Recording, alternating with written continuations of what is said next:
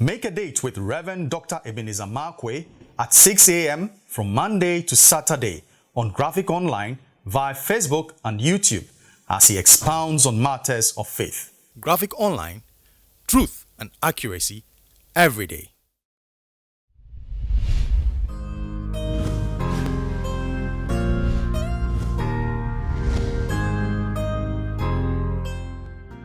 Hello, this is Reverend Dr. Ebenezer Markwei of Living Streams International. I'm bringing you Matters of Faith with Graphic Online. Now, if you watch it very carefully, I've been taking you through the mazes of Genesis, all the chapters of Genesis, one by one, trying to figure out principles that will be of blessing to you. This year, that's just exactly what I wanted us to do. I want us to walk through the Bible and bring out principles that are very obvious over there. I mean, to the eye that is closely watching, and the eye that opens up to God to give revelation. But here's the thing. This morning, I'd like to capture my thought with the words, blame game puzzles. Blame game puzzles. And still in Genesis chapter 16. First of all, it is Sarah who tells Abraham, go for Hagar. It is Sarah who says that. And it's Sarah who tells Abraham, get Hagar pregnant. And then when trouble came, then Sarah descends heavily upon Abraham and says, you are the reason, you are the reason. Now, that's a bit puzzling. Who should the blame go to? What did Abraham do? After Abraham, he just complied. There's a young girl, the wife says, go take this young girl. He says, oh, thank you.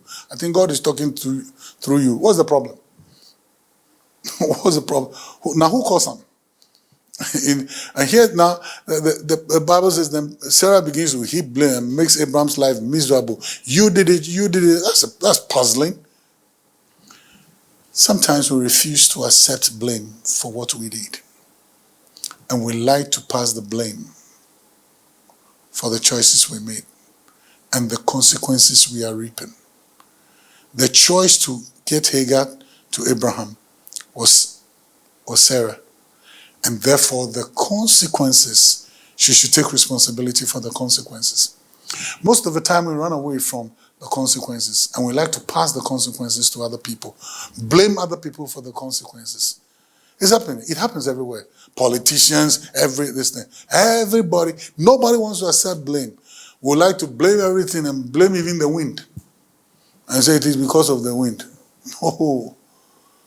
Somebody even blamed a chicken it is because of the chicken.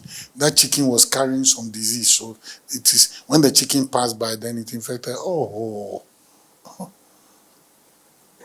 Somebody began to blame the grass. What does the grass go to do? You made that decision to plant that grass. Why don't we accept responsibility for the things that we do and take full responsibility for it? See, we had choices we made, and therefore the consequences of those choices lie with us.